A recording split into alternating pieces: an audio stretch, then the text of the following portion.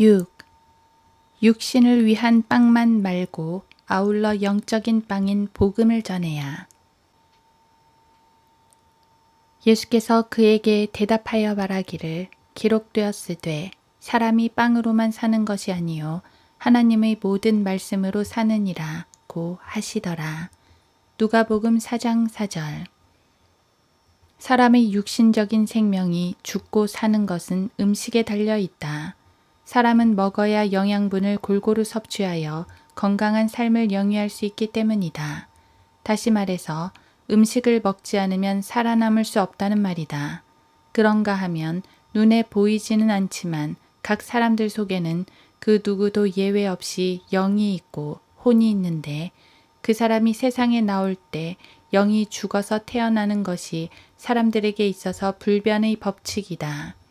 하지만 그 죽은 영을 살릴 수 있는 치료약이 있는데 그것은 세상에서 딱 한 가지 처방뿐인 하나님의 말씀으로 인한 복음이다. 이 하나님의 말씀을 성경은 생명의 빵이라고 말씀하신다. 죽은 영을 살리려면 생명의 빵인 하나님의 말씀을 먹여야 되는데 혼들을 구령하겠다고 나선 사람들이 그것을 소홀히 하는 것을 흔히 본다. 그들이 하는 일에 하나님의 복음이 빠져 있다면 그들이 하는 일이 아무리 인도주의적인 선행이라 할지라도 하나님 편에서 보자면 헛된 일들을 되풀이하고 있는 것이다. 예수님께서는 생명의 빵을 먼저 나눠주신 후에야 무리들에게 오병이어의 기적을 베푸셔서 물고기와 빵으로 배불리 먹이셨다. 그리고 사람들을 물고기로 비유하신 예수님께서는 먼저 미끼 사용법을 가르치신 것이 아니라 그물을 내려서 잡으라고 하셨다. 예수님께서 친히 사마리아 여인에게 복음을 전하실 때에도 역시 그 여인에게 생명의 빵이시며 영생수 되시는 자신을 제시하시자 그 여인은 물동이를 버려두고 그 소식을 전하러 동네로 쏜살같이 달려갔다. 주님의 말씀이 그 여인의 영적 갈증을 해결해 주셨기 때문이다. 인생의 궁극적인 문제의 해결은 영적으로 새로이 태어나는 것이지 먹고 마시는 문제에서 찾아내는 것이 아니다. 사도 바울도 가난한 자를 기억하라고 말했지만 그 역시 복음을 전하기에 앞서 구제하는 일에 먼저 발벗고 나선 적이 없다. 그때로 말하자면 지금보다 훨씬 가난하고 굶주린 사람들이 많았음은 물론이다. 사람들이 굶주리고 있는데 먼저 복음을 전할 수 없다는 생각으로 음식을 배불리 먹이고서 복음을 전하려고 하는 사람들이 주류를 이루고 있는 이때에 우리가 깊이 생각해 보아야 할 것은 이것이다. 즉, 사람들에게 배불리 먹이면 굶주렸을 때의 그 갈급함이 남아있을 것 같은가? 천만의 말씀이다. 사람이 배고픔의 문제가 해결되고 배가 부르면 다른 생각을 하게 되어 있다. 안타깝지만 인간은 구조적으로 그렇게 되어 있다는 말이다. 많은 사람들의 생각은 기아에 허덕이고 있는데 어떻게 복음이 받아들여지겠냐는 것이다. 물론 전혀 틀린 말은 아니고 일리가 있는 말이다.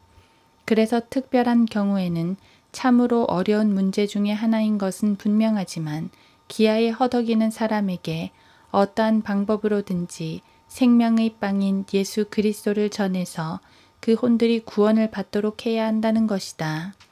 그러기 위해서는 빵을 주었으면 당연히 복음을 전해서 그들을 구원으로 인도해야 한다.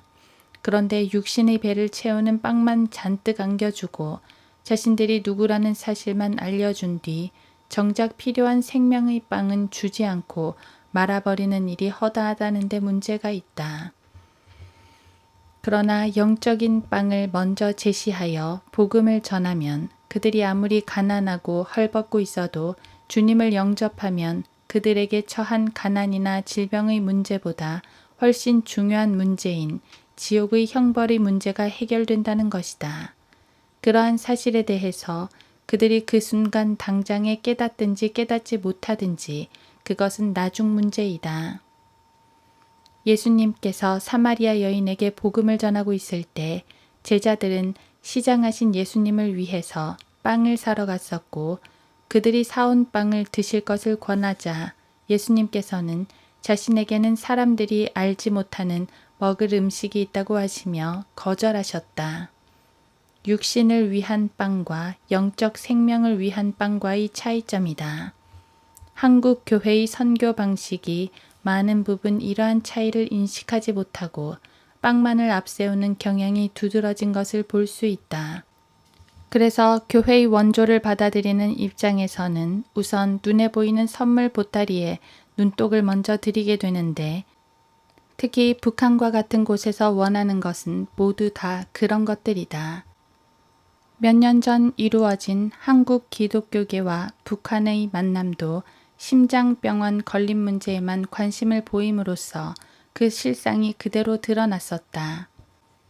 이처럼 영적인 일들과 육신적인 일들을 구분할 줄 모르는 교회들은 영적인 열매는 전혀 거두지 못하고 입만 무성한 무화과 나무의 한계를 벗어나지 못하게 되며 하나님께 책망만 받게 되고 결국은 말라버릴 수밖에 없게 된다.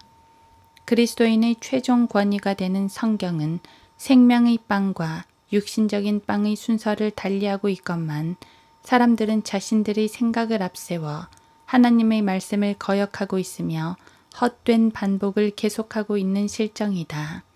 성경에는 가난한 사람은 계속해서 있으리라고 했다.